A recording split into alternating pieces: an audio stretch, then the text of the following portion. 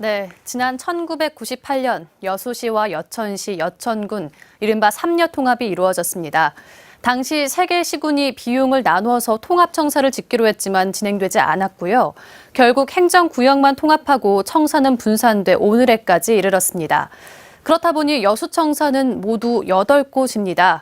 학동 본천사와 구보건소 건물, 여수문화홀, 시청 앞 민간 건물이 있고요. 또 제2청사로 불리는 여서청사, 문수동에 있는 3청사가 있죠. 또 진남 경기장과 망마 경기장에도 관련과들이 있습니다. 이에 여수시는 민원인과 공무원들이 불편을 겪고 있다며 통합청사를 추진하고 있는데요. 지역 균형 발전을 위해 기존 청사를 활용해야 한다라는 반대도 거셉니다. 도심 곳곳에 청사 별관 증축을 반대하는 전단지가 뿌려지기도 했는데요.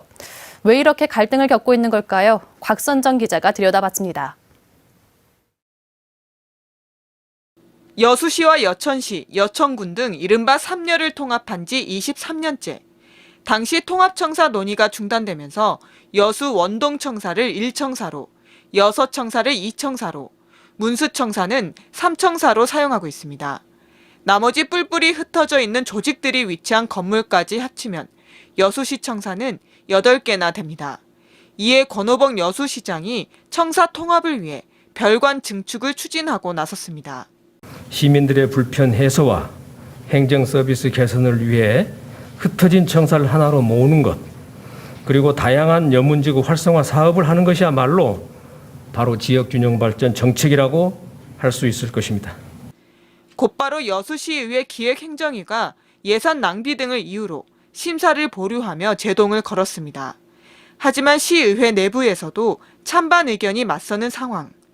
국가적으로도 상당히 위기인 상태에서 우리 시민들은 지금 재난지원금을 요구하고 있습니다. 근데 그 많은 헬세를 들여서 별관 신축을 짓겠다라고 하니까 여수시는 청사 건립 예산은 400억 원으로 4년 동안 순차적으로 투입되는 만큼 재정을 감당할 수 있는 수준이고 여서 문수 지역에 재생사업 등을 벌여 지역 균형 발전을 하겠다는 설명입니다. 통합청사를 둘러싼 갈등이 정치권 공방으로까지 확산하면서 지역 분열도 심화하고 있습니다. 기존 청사 활성화를 주장하는 주철현 국회의원을 중심으로 주위원회 측근인 전 현직 시도위원들이 포함된 범시민대책위원회가 통합청사 반대 운동을 이끌고 있습니다. 이 때문에 여수 지역 정가에서는 통합청사 논란이 정치권 세력 싸움으로 번져 시민을 위한 당정 협의가 퇴보하고 있다는 비판의 목소리가 높습니다. 통합청사 구축 여부를 결정할 가장 중요한 요소는 시민과 지역 발전인 만큼 여수 시민들은 정치권 공방을 즉각 중단하고 시민 불편을 최소화할 합리적 방안 마련을 촉구하고 있습니다. KBS 뉴스 곽선정입니다.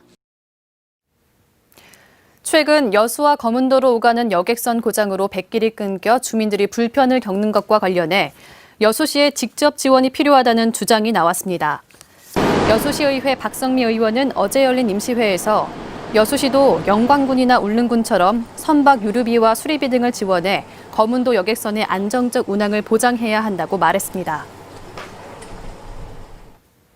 국회 행정안전위원회는 어제 법안심사 제1소위원회를 열어 소병철 의원이 대표 발의한 여순사건 특별법안을 31번째 안건으로 상정했지만 22번째 안건까지만 논의하고 회의를 마쳤습니다. 여순사건 특별법안을 심사할 행정안전위원회 법안심사소위는 다음 달 국정감사가 끝난 뒤 열릴 것으로 보입니다. 최근 광양참여연대가 제기한 광양시의 열화상 카메라 수의 계약 특혜 의혹과 관련해 광양시가 민관 합동조사단을 꾸렸습니다. 광양시 의원과 시민사회단체 관계자, 광양시 시민명예감사관 등 6명으로 구성된 조사단은 공공기관 등에 설치된 열화상 카메라 36대를 현장 조사한 뒤 구매 관련 서류를 검토할 예정입니다.